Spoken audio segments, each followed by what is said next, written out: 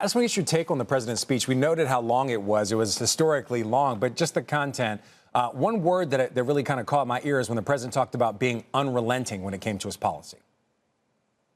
Yeah, I think the way I've been describing this to clients is that we had a speech that was a record length with a lot of content that has potential market impacts. But Frank, there wasn't a lot that was terribly new about this. We rehashed a lot of the issues related to taxes, on tariffs, on geopolitical risk. We got some new information about the Chips and Science Act. We got a little bit of new information or updated information about Ukraine.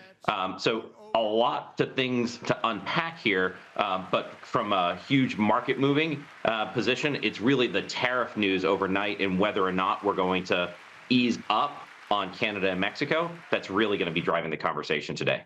So I want to be clear for the audience. Are you referring to the comments from Howard Lutnick that were actually before the president's speech saying that a compromise could be on the way?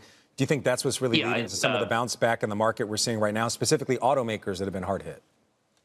Yeah, so the conversation that we've been having is that Howard Lutnick before the speech, and it seemed like after the speech somewhat confirmed this, that as early as this morning, we could have a change to that 25% tariff.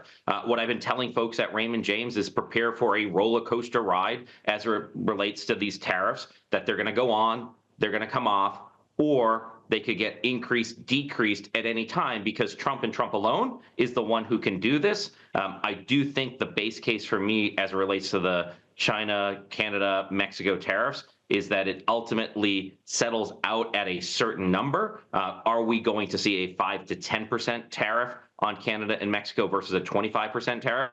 That seems more reasonable to me. And maybe there is going to be progress on border issues, fentanyl. That really is an issue for the president. What else is a to be determined aspect of these negotiations?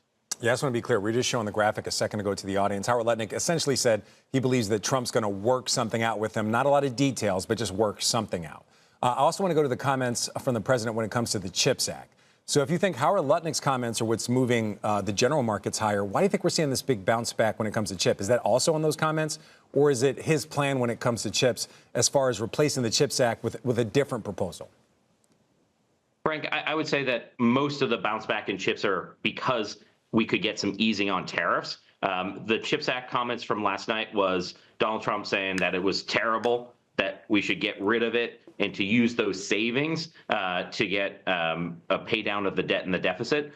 It's possible that you get some of that. There are some contracts that have already been written.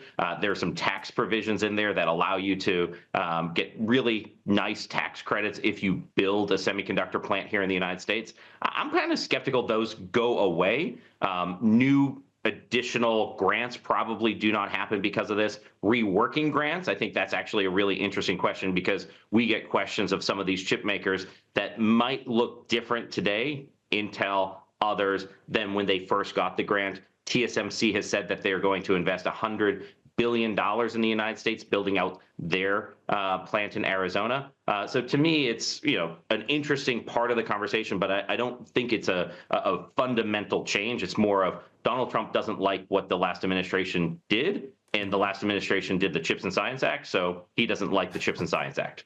Ed, we got to go. I do have one other quick question for you. When it comes to the tax cuts, a lot of people call them the Trump tax cuts.